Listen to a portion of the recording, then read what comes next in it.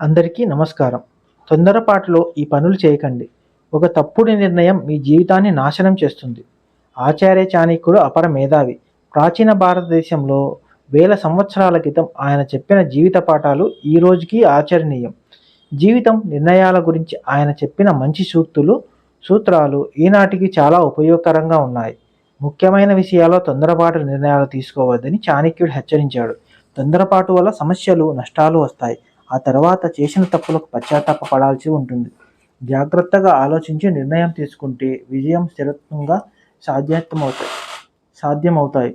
జీవితంలో ముఖ్యమైన నిర్ణయాలు తొందరపాటుతో తీసుకోకండి. కెరీర్, ఉద్యోగం లేదా కొత్త వ్యాపారం వంటి పెద్ద నిర్ణయాలు త్వరగా తీసుకోవద్దని చాణక్యుడు చెప్పాడు. సరైన సమాచారం లేకుండా తీసుకున్న నిర్ణయాలు భవిష్యత్తును దెబ్బతీస్తాయి.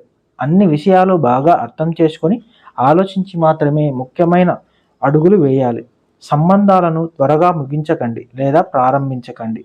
స్నేహాలు, సంబంధాల విషయంలో తొందరపాటు నిర్ణయాలు తీసుకోకూడదు. కోపం లేదా భావోద్వేగాల్లో నిర్ణయాలు తీసుకోవడం వల్ల విలువైన సంబంధాలు చెడిపోవచ్చు. వ్యక్తులను కొంత సమయం గమనించి నమ్మకం పెంచుకోవాలి.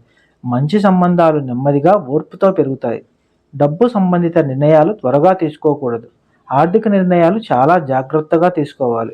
పరిశోధన చేయకుండా పెట్టుబడి పెట్టడం లేదా డబ్బు ఖర్చు చేయడం వల్ల పెద్ద నష్టాలు వస్తాయి. నష్టాలను అర్థం చేసుకొని నిపుణుల సలహా తీసుకుని జాగ్రత్తగా నిర్ణయాలు తీసుకోవాలి. కోపంలో త్వరగా ప్రతిస్పందించకండి. కోపం వచ్చినప్పుడు త్వరగా మాట్లాడటం లేదా చర్య తీసుకోవడం వల్ల సంబంధాలు దెబ్బతింటాయి.